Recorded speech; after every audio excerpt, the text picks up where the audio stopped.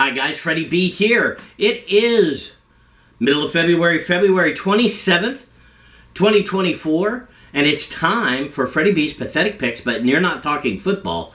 No, we're no longer talking football, although I did pick Kansas City to win, and I won that bet on the Super Bowl this year. Now we're coming to my two favorite seasons of the year.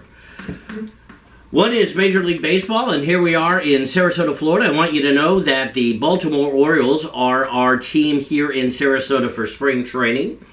The Orioles have been a part of Sarasota baseball for about I want to say a dozen years now, replacing the Cincinnati Reds, who replaced the Chicago White Sox.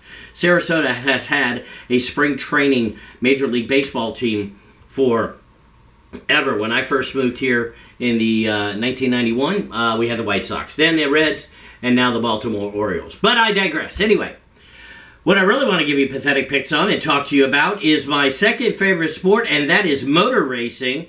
That's actually my number one favorite sport. It's something I kind of know a little bit about, maybe. I don't know. But anyway, let's talk about F1. So we're going to talk about F1 today, and I'm going to give you my pathetic picks for the Bahrain Grand Prix coming up this weekend in the state of Bahrain, out over there in the Middle East, assuming they all don't blow each other up. Pathetic picks brought to you today by Clayton Siesta Grill out here on Siesta Key here in Sarasota. Call us the Claytons. Great food, great fun. 941-249-3800, something like that. Anyway, come see us at Clayton's. All right, on to Formula One. Now, here's what's interesting. All the scuttlebutt I'm hearing is that Audi may pull out of their Formula One commitment. Audi was buying the Sauber team. As a matter of fact, I own half of Sauber, which is Stake Racing. Right now, you'll see them. They're the black and green car this year. Audi owns half that team. They bought a quarter last year. They bought another quarter this year, and they were going to finish up buying, and they were going to enter Formula One in 2026. But here's the thing. All the principals, all the Audi guys that got into Formula One have left Volkswagen and left Audi, leaving VW with their head scratching, wondering whether they're going to be in Formula One or not. So they may no longer support Audi's attempt. At one point, VW Group, which owns Audi, Porsche, Bentley, Lamborghini, along with Volkswagen and Skoda Group, wanted to put Porsche and Audi in Formula One. Porsche backed out. They're going World Sports Car Racing. Audi was coming into Formula One. I was super excited about Audi coming into Formula One because I'm a huge Audi fan.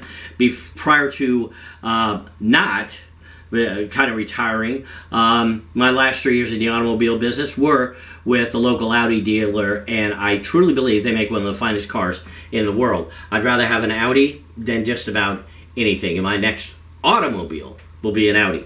Anyway, so Audi may not finish purchasing Sauber. So here's what they may do, and this sounds weird, but let's digress just a hair. The FIA and the Formula One constructors are at odds over how many teams should be competing in Formula One.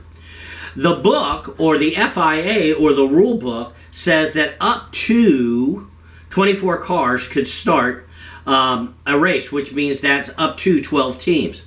The Formula One Constructors Association, the guys who kind of run Formula One, the guys that are involved, the 10 teams and that management, they only want 10 teams. Now, I think they're thinking that their pie is singularly this, and they don't want to split up their pie with an 11th team. And what happened is the FIA approved Michael Andretti and Andretti Motorsports out of the USA as a team capable of competing on the Formula One Tour, and gave their tacit approval for Andretti to join the sport in 2025. However, the Formula One constructors didn't.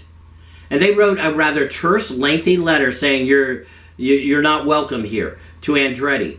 But mostly that's because they don't want to divvy up their pie. Okay? They think it's a zero-sum game. I disagree. Hope you don't hear my phone in the background. So, here's how here's how everybody could win.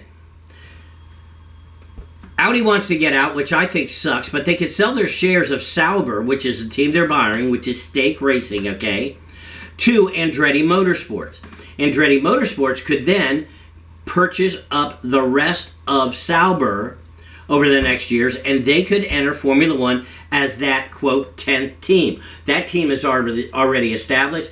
The Formula One contractors probably would not have a problem with that because it would stay at 10 teams, and Andretti would get in to Formula One by purchasing an already established team. There are two teams that this may actually work with. One is Sauber, which is Stake, although Audi has to drop out, sell their shares, Andretti has to pick them up, and we'll continue in a second on that. Or Andretti could buy out Haas. Now, Haas is the 10th team and the last team to have joined Formula One. They joined in 2016. They have Nico Hülkenberg right now, Kevin Magnussen as their drivers. They have Gunther Steiner. If you watch the Netflix show Drive to Survive, probably Gunther Steiner is the most popular guy on that entire show. He left Haas F1 in January. It's been a really, really busy, interesting offseason for Formula One because while no drivers changed teams this year and everybody thought it was going to be a boring transition into 2024, immediately Lewis Hamilton says, no, I'm going to give up my contract with Mercedes. I'm going to drive one more year for them, and then I'm switching to Ferrari, which means Carlos Sainz, who drives for Ferrari, is the only other person to have won a race last year other than Red Bull, is out on Ferrari, so he's a free agent. We'll talk about that in a minute. So then Gunther Steiner gets fired, okay? Christian Horner, who is the team principal for Red Bull, is under fire because somebody has accused him of some wrongdoings at Red Bull. Maybe harassment, do not know what's going on there, but there's a lot of controversy there. Plus, there's controversy in the Red Bull team because Jos Verstappen, who is Max Verstappen's dad, doesn't get along with Christian Horner, who is the principal there. All right, so here's the neat thing. Formula One's best bet to kind of make all this work a little bit would be for Andretti Motorsports to buy out the Sauber team and Audi. Why?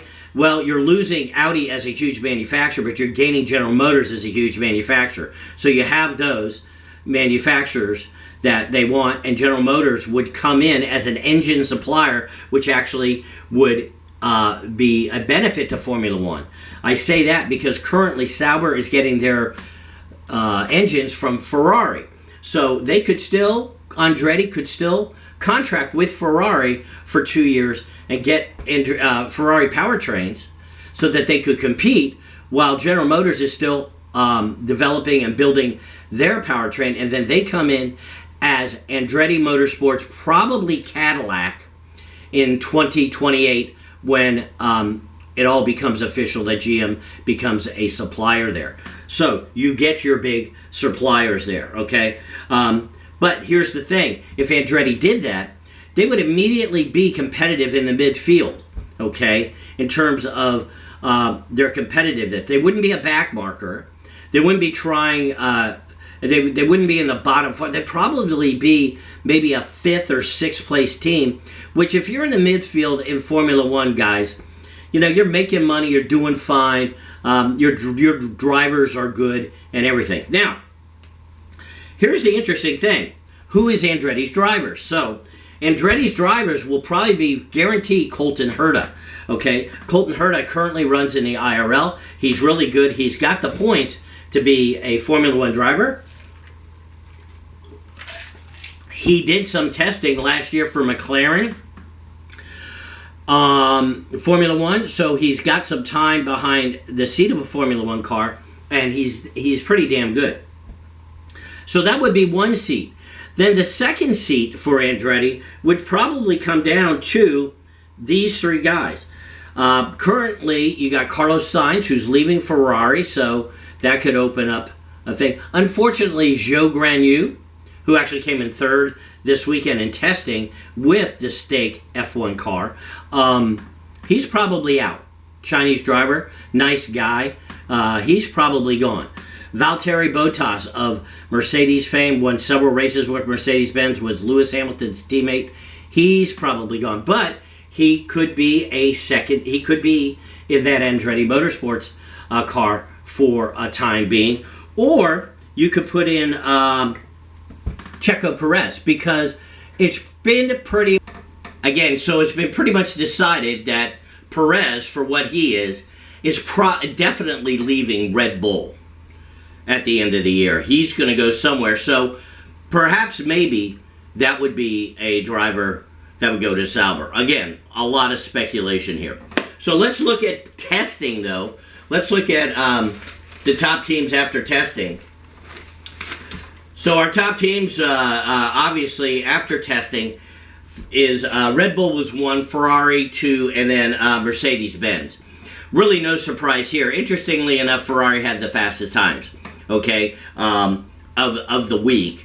And a surprising, as I mentioned, Zhou Guanyu was third fastest in the Stake F1 car during testing. What we don't know, again, who is sandbagging? I'll say that. You'll hear this a lot.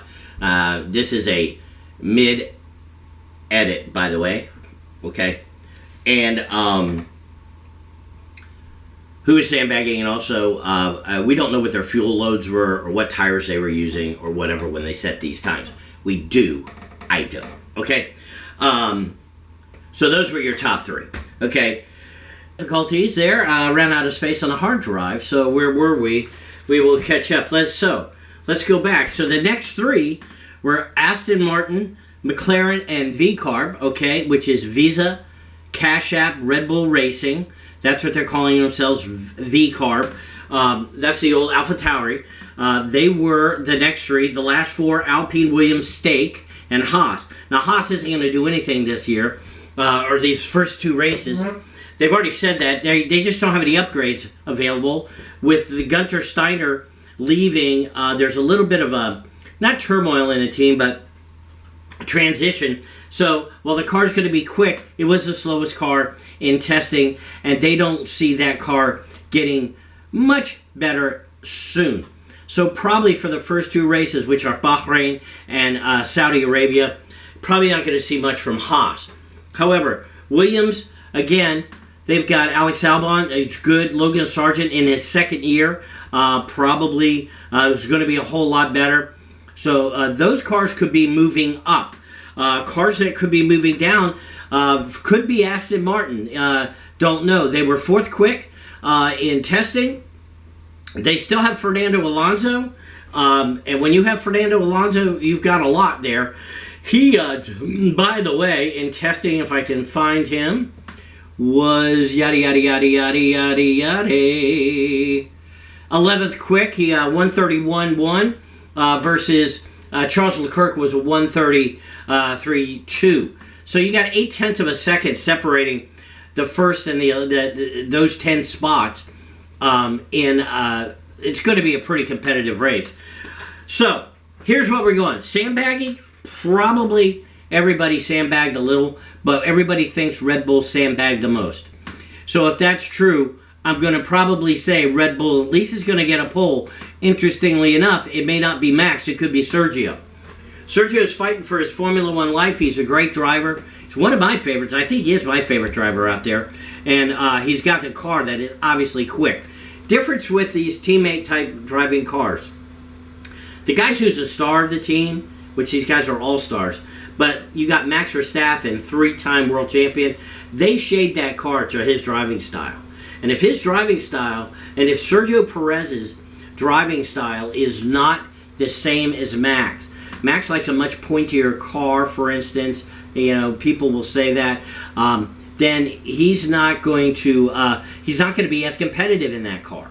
Okay? So when you're matching cars, you're also trying to match drivers that have the same type of style, which, interesting to me, is that Ferrari with Leclerc and Sainz, those two drivers have similar driving styles, okay? And maybe Alpine and with, not Alpine, I'm sorry, maybe Aston Martin with Fernando Alonso and Lance Stroll, they have similar styles, although Alonso is just a much better driver than Lance. Lance is a victim of his own wealth in that his father owns the team, and nobody's going to give Lance any credit for being a talented driver. But you got to be a talented driver to be on the field. You do. So, but he's probably not going to be a world champion. Okay, but you want your teams to be pretty well balanced, so so that you can develop the car for both drivers. That's what I'm saying. So here's what I'm thinking. My top three. I think it's going to be Red Bull. Certainly is going to win the race, and I'm going to pick Max because everybody else is, okay? But I wouldn't be surprised if Checo comes in second. So you got two Red Bulls, first and second, coming in there. And then what's the question between Mercedes-Benz and Ferrari? I don't know how George Russell did okay. He was third quick in testing. I think Hamilton is going to be quick. But Leclerc is definitely got, he's got a burr up his butt. Not because he doesn't have a long-term deal with Ferrari, which he does. He's their golden boy. But he's got to prove that they made the right decision by sticking with him and not sticking with Carlos Sainz, who actually beat him last year in a race. So, you know, we shall see. So my third, so it's going to be Max Verstappen first, Sergio Perez second, and I'm going to say, wait for it, I'm going to give Lewis Hamilton third place with Sainz, George Russell coming in there, and I think maybe Daniel Ricciardo and Lando Norris being up in that top 7 also. So there you have it. There you have FreDDie B's pathetic picks for Bahrain. A little bit of insight into Formula One. I'll give you a lot more insight as we move along. I'm going to put more of these up. I'm also going to talk about NASCAR and tell you what I think we need to do to fix NASCAR because NASCAR is broken. And the Indy Series, just so you know, is going to be in St. Pete in 2 weeks. And I'd invite everybody to come down. If you want to see some very good major motorsport racing in America through the streets of St. Petersburg, Florida, come on down in March because the St. Pete Grand Prix is a great way to start off the IndyCar season. Anyway, that's it for me for now. Great talking to you. Ta-ta for now. Again, push the like button if you would. Please subscribe if you like. Or if you don't, that's fine too. Anyway, talk to you later. Bye-bye.